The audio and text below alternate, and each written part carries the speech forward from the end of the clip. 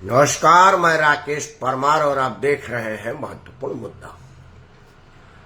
मित्रों, आज का महत्वपूर्ण मुद्दा शुरू करने से पहले एक चिंता जाहिर करता हूं, प्रश्न पूछता हूं, क्योंकि ऐसा मेरे ख्याल से एक बार उत्तर प्रदेश में हुआ था जब अखिलेश यादव ने एक बेहद ईमानदार अफसर को डीजीपी नहीं बनाया था, क्योंकि उनको उससे उनके अपने मन माफिक काम करने चलाने में दिक्कत होती या उनको आशंका था कि अगर उस अफसर को मैं डीजीपी बना दिया तो वो कठपुतली नहीं बन पाएंगे और मेरे मन माफी काम नहीं करेंगे। यह किसी से छुपी नहीं है कि अखिलेश यादव के शासनकाल में गुंडे के घर से AK-47 निकलने पर डीएसपी अब तक जेल में है और उसकी पूरी लाइफ खराब हो गई। एक घोषित आतंकी पुलिस प्रोटेक्शन में जीप पर बैठ करके AK-47 से रैलियां निकालता था और पुलिस वाले बगल में एस्कॉर्ट कर रहे थे। यह सब लोगों ने देखा है। यह बात उस महानतम पुलिस अफसर के रहते नहीं हो पाता, तो अखिलेश यादव ने उनको हटा करके, मतलब उनके जगह उनसे जूनियर को डीजीपी बना दिया। लेकिन वो तो कलम के तेज आदमी थे, ऊपर से वकील भी। वो कोर्ट चले गए और कोर्ट ने कानून ही बना दिया कि डीजीपी बनाने के लिए यूपीएससी की गाइडलाइन तय करेगी और यूपीएससी का मेंबर उसको डिसाइड करेगा, यहां से 3 नाम जाएगा। वो एक बकायदा नियम बन गया और तब से लोग परहेज करने लगे कि भाई इस तरह की छीछा लेकर ना हो। आज उसकी पुनरावृत्ति हुई दिल्ली में। जैसा कि आपको पता होगा कि दिल्ली में होमगार्ड के डीजीपी SBS सिंह को पुलिस आयुक्त की जिम्मेवारी दी गई थी। मेरे ख्याल से अभी दिल्ली के वो सबसे पुलिस अफसर में सबसे सीनियर 88 बैच के पुलिस अफसर हैं। 88 बैच के लोग सेवानिवृत्त हो गए। उत्तर प्रदेश के मुख्य सचिव 88 वर्ष के थे, ऐसे बात सेवानिवृत्त हुए। एक 88 वर्ष के 3 साल पहले सेवानिवृत्त हो गए, यूपीएससी के मेंबर हैं। एक 88 वर्ष को तो 4 साल हो गया, वो घर बैठ गए हैं अपना रिटायरमेंट। मतलब अब कोई सर्विस में 88 बैच का कोई है नहीं। मतलब वो इतने कम समय में आईपीएस हो गए थे, उनकी इतनी लंबी सर्विस है कि वो अभी तक सेवारत है और शायद 6-7 महीना और उनका आयु के हिसाब से नौकरी बची हुई है।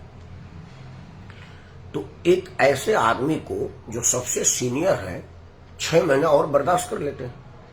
या आपको ऐसा लग रहा था कि जिस तरह से अखिलेश यादव को आशंका थी कि वो आदमी हमारा वो काम नहीं कर पाएगा जिसको मैं करवाना चाहता हूं, मतलब कठपुतली नहीं बन पाएगा। मैं क्षमा चाहता हूं कि वर्तमान पुलिस कमिश्नर को मैं कठपुतली करूं, नहीं, मैं ऐसा नहीं कर रहा। लेकिन आखिर ऐसा क्या कारण था कि इतने हायर लेवल के सीनियर अफसर को आप सुप्रसिद्ध करके एक जूनियर 1992 बैच के अभी गोलचा साहब हैं आईपीएस अफसर, वो अच्छे आदमी, उनका काम का तरीका बढ़िया है, हमको उसमें कहीं रत्ती भर भी संदेह नहीं है। लेकिन गोलचा साहब भी तो एक प्रश्न पूछेंगे ना अपने आप से कि आखिर भाई 88 बैच का रहते हुए 92 बैच को वो पद क्यों दिया गया। और अगर आपको लग रहा है कि 92 बैच वाला आदमी ईमानदार है, सीनियर, और 88 बैच वाला आदमी नकारा है, तो उसको घर भेजिए। करदाताओं के पैसे से तनख्वाह क्यों दे रहे हैं। आखिर वो जो सैलरी पार होंगे, हायर सैलरी वाला 2.5-3 लाख रुपए सैलरी होगी और मैं समझता हूँ 5-7 लाख रुपए उनके ऊपर खर्चा होगा, घर, कोठी, बंगला और सिक्योरिटी वगैरह के रूप में।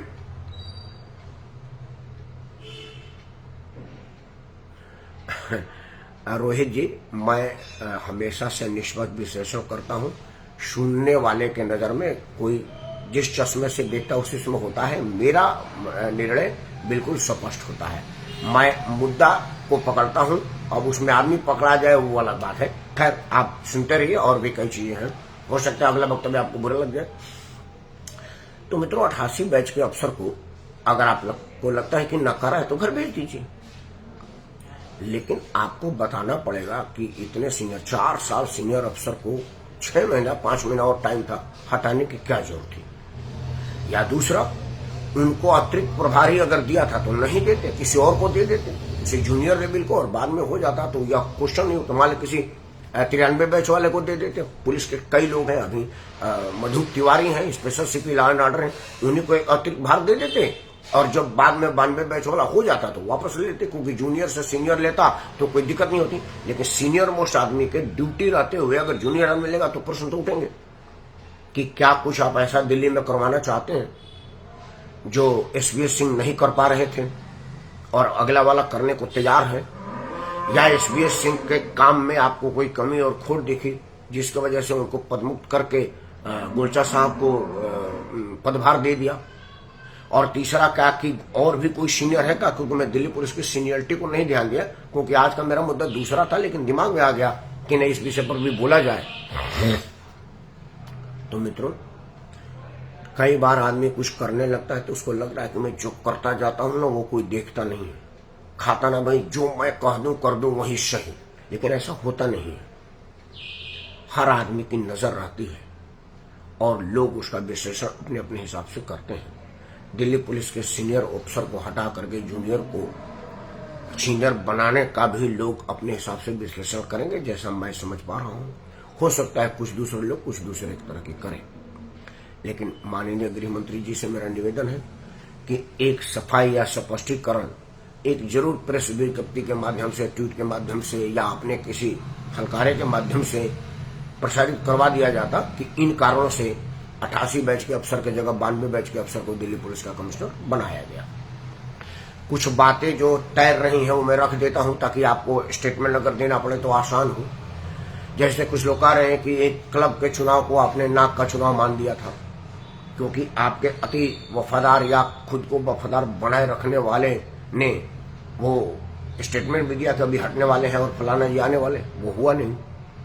और सुना जा रहा था कि उसमें शायद कुछ फर्जी लोग मतदान करने गए थे। हालांकि इसमें मुझे कुछ संदेह है, क्योंकि जो लोग वो वहां मतदाता है वो ऐसे ऐसे लोग हैं जो ऐसे ऐसे लोगों को घोर करके पी गए हैं और ढकार भी नहीं है, ऐसे लोग वहां पहुंचे हैं। वो लोग हैं जिनको ईवीएम है का आपको संदेह है, वो लोग हैं जो ईवीएम लूट लेते थे वो वाले लोग हैं, वो लोग हैं जो बैलेट पेपर छीन लेते थे, तो ऐसे लोग हैं जो मतपेटी लेकर अपने घर चले जाते थे, वहां से मतपेटी भर करके भेज देते थे। ऐसे ऐसे लोग वहां पर मतदाता हैं, तो उनकी मतदान को कोई और कर दे यह मुझे विश्वास नहीं हो रहा है। लेकिन यह तो जरूर है कि शायद कुछ हरदम भीड़ भाड़ हो, कुछ भगदड़ जैसी सीन आई और दिल्ली पुलिस से रूढ़ी ने मदद मांगा और दिल्ली पुलिस के अच्छे खासे संख्या में बल प्रयोग हुआ और सारे अवांछित तत्व वहां से भगा दिए गए। तो क्या एक क्लब के चुनाव को ना जीतवाने में मदद देने वाले पुलिस कमिश्नर को आपने हटा के सजा दिया? या कई लोग कह रहे हैं कि भाई असल में क्या है कि संघवाद का मतलब है राजपूत से नफरत, क्षत्रियों का हर रूप में विनाश। और आपको पता नहीं था कि एसबीएस सिंह राजपूत थे, आपको लगा होगा कि सिंह लिखता है, सिंह है नहीं। लेकिन जैसे उसने ड्यूटी संभाला उसका तलवार खिंच गया, बुराई को मिटाना है और अच्छाई को बढ़ाना है। इन सब बात को, हाँ राहुल जी ये बात तो आप कह रहे हैं, लेकिन अधिकारी इस्तीफा नहीं देते हैं, मंत्री नहीं है, वो ड्यूटी से बंधे हुए हैं, वो इस्तीफा नहीं दे सकते, वो ये ठीक नहीं है। एनीवे, तो आपको लगा कि भाई ये तो साला राजपूत है, ये तो पता नहीं था, और जब आपको बाद में भूल सुधार हुआ तो आपने उसको हटा करके वापस होमगार्ड में भेज दिया। बताना तो पड़ेगा, नहीं तो र्यूमर है और फैलती जाएगी और जितना फैलेगी उतना आपको डैमेज ही करेगी। और मैंने क्या कहा कि वो जो मंत्री प्रधानमंत्री को आपने अंदर लेने वाली बात कहा था वो भी एक ताबूत में किल है और ये दूसरा किल एसबीएस सिंह के रूप में ठुक गया है। मतलब अब आपके ताबूत में किल ठुकता जा रहा है। अब इतना ना हो कि वो जाली जाली हो जाए और फट जाए, संभल जाइएगा, तभी बढ़िया रहेगा। मेरा काम तो समझाना है, लेकिन खैर आज मुद्दा एक और भी है। आज